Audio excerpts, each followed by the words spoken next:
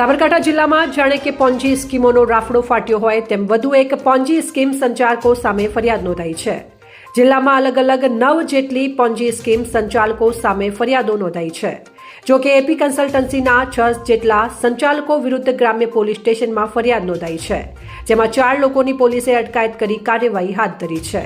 સાબરકાંઠામાં છેલ્લા ઘણા સમયથી અનેક ભેજાબાજો પોતાના આર્થિક હિતને ધ્યાનમાં રાખીને લોકો પાસેથી પૈસા પડાવવા માટે અવનવા કિમિયાઓ શોધી કાઢીને પોતાના એજન્ટો થકી લાલચ આપીને લોકોના પરસેવાની કમાણીનું પોતાની સ્કીમોમાં રોકાણ કરાવી લીધા બાદ આવા લેભાગુ રોકાણકારો રફુચક્કર થઈ ગયા બાદ લાલચુ રોકાણકારો આખરે પોતાના નાણાં પરત મેળવવા માટે પોલીસના શરણે જાય છે। અગાઉ પણ સાબરકાંઠામાં પોન્જી સ્કીમોમાં સંચાલકો વિરુદ્ધ ફરિયાદ નોંધાઈ ચૂકી છે, ત્યારે વધુ એક ફરિયાદોનો તેમાં ઉમેરો થયો છે, જેમાં આરટીઓ સર્કલ પાસે ઓફિસ ધરાવતા એપી કન્સલ્ટન્સીના 6 ભાગીદારો વિરુદ્ધ હિંમતનગર ગ્રામ્ય પોલીસ સ્ટેશનમાં નોંધાયેલી ફરિયાદ બાદ વધુ એક વખત પોન્જી સ્કીમોમાં કૌભાંડ જિલ્લામાં ચર્ચાની એરણે આવી ગયું છે। હિંમતનગરના આરટીઓ સર્કલ પાસે આવેલ શાંતમ 7 કોમ્પ્લેક્સમાં ઓફિસ ધરાવતા અનિલસિંહ ઉર્ફે અનિલકુમાર પ્રદીપસિંહ પરમાર અને 6 જણા સાથે મળીને એપી કન્સલ્ટન્સી નામની પોન્જી સ્કીમ ગત તારીખ 23 ઓગસ્ટથી ડિસેમ્બર મહિના દરમિયાન રોકાણકારો માટે શરૂ કરાઈ હતી, જેમાં પોન્જી સ્કીમમાં રોકાણ કરનારને 10 થી 15% વ્યાજ આપવાની લાલચ આપી શરૂઆતના તબક્કામાં 12 જેટલા રોકાણકારો પાસેથી અંદાજે ₹53,58,000નું રોકાણ કરાવી લીધું હતું, જેમાં હિંમતનગર સિવિલના નર્સિંગ સ્ટાફમાં ફરજ બજાવતા મિતેશ પટેલ અને તેમના પત્ની પાસેથી રોકાણ મેળવી લીધા બાદ આરટીઓ વિસ્તારમાં આવેલ એપી કન્સલ્ટન્સીની ઓફિસમાં મેનેજર અને સ્ટાફની ભરતી કર્યા બાદ તેણે પણ રોકાણ લાવવા માટે ઊંચું કમિશન આપવાની લાલચ અપાઈ હતી। ત્યારબાદ એપી કન્સલ્ટન્સીના નામે મિતેશ પટેલ સહિત 10 થી વધુ લોકો પાસેથી 4 મહિના અગાઉ અંદાજે ₹53,58,000 રોકાણ પેટે લઈ લીધા હતા। જો કે તે પૈકી ₹13,13,000 વળતર પેટે પરત કરી દીધા હતા, જ્યારે બાકીની રકમ પરત ન આપીને વિશ્વાસઘાત અને છેતરપિંડી કરવા બદલ મિતેશ પટેલે આ 6 ભાગીદારો અને સંચાલકો વિરુદ્ધ હિંમતનગર ગ્રામ્ય પોલીસ સ્ટેશનમાં ગુનો નોંધાવ્યો હતો।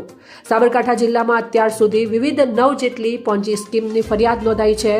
ત્યારે પોલીસે પણ આ તમામ લોકો વિરુદ્ધ કડક કાર્યવાહી હાથ ધરી છે।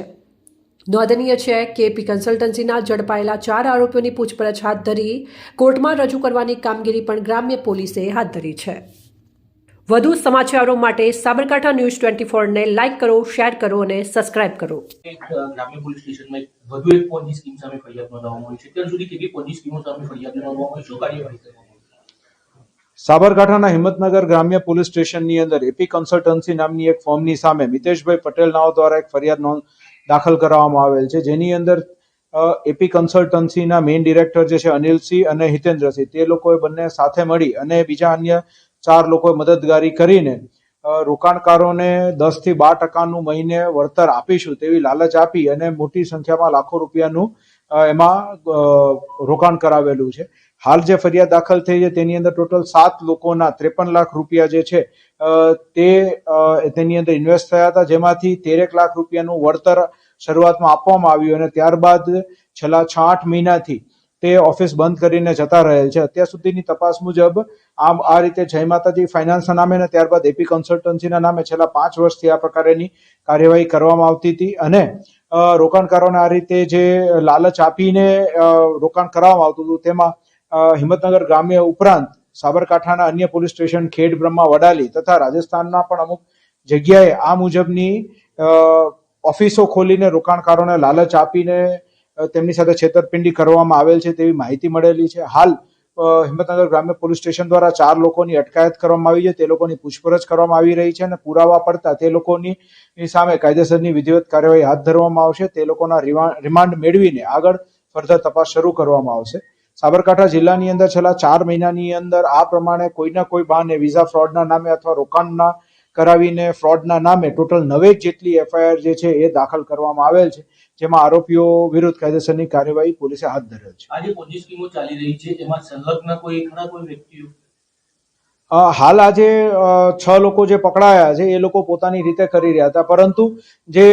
અન્ય પોન્જી સ્કીમો છે એ બધાની સાથે એ લોકોની કોઈ સાંઠગાંઠ છે કે કેમ અને એ લોકોએ સાથે મળી ક્યાંય મોટા પાયે રોકાણ કર્યું છે કે કેમ, તો એ બાબતની તપાસ પણ આગળના સમયમાં હાથ ધરવામાં આવશે। કોણ કોણ પકડાયા?